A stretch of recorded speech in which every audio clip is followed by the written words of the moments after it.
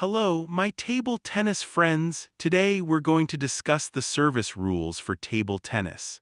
Many players find it difficult to understand what makes a good or right serve and what a wrong or illegal serve. So today I'm going to define the rules for you.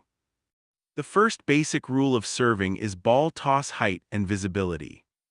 The server must serve in a way that the receiver can see the ball clearly.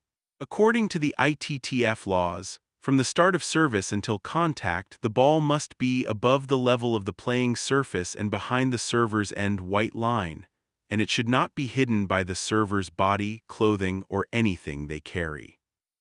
Another important rule is toss the ball vertically upward without any spin to a minimum height at least 6 inches or 15 cm into the air. If your toss is lower than this, it's an illegal serve and it will be let serve. You must toss the ball a minimum of 6 inches before hitting it. When you toss the ball for your serve, it must be at a 90-degree angle vertically. The maximum curve angle should not exceed 30 degrees on the imaginary vertical line. It is not allowed. It will be considered an illegal serve. After the toss, the ball must only one bounce on your side of the table, and the ball must then clear the net without touch and bounce or touch at least once on the opponent's side. If the ball touch the net, it will be let serve.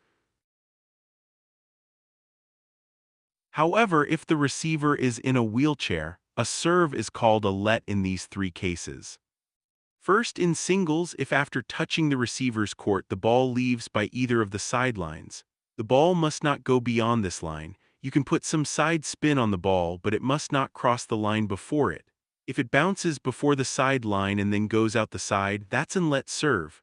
But if it bounces on the table and then goes out the side, that's fine. However, if the receiver strikes the ball before it crosses a sideline or before a second bounce, then the serve is let or not. It depend on the umpire considered let or not even if it's going out. Second, if after the ball touches the receiver's court, it returns toward the net.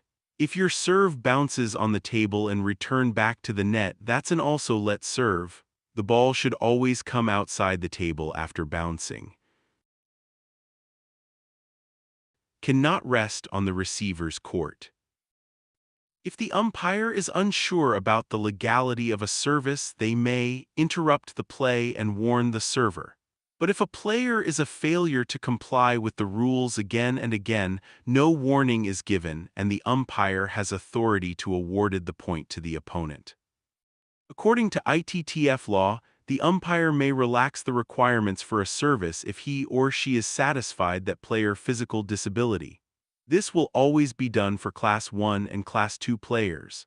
The player's classification card contains a section indicating any physical limitations that the player may have affecting compliance with the requirements of a legal service. Body limb contact rules.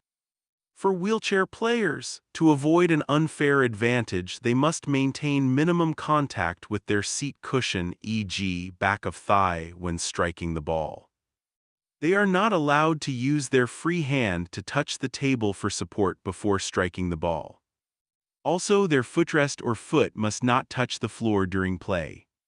In these conditions, the umpire has authority to award the point to the opponent. Doubles. In doubles, the serve must be diagonal from the server's right-hand court to the opponent's right-hand court. Doubles with wheelchair players.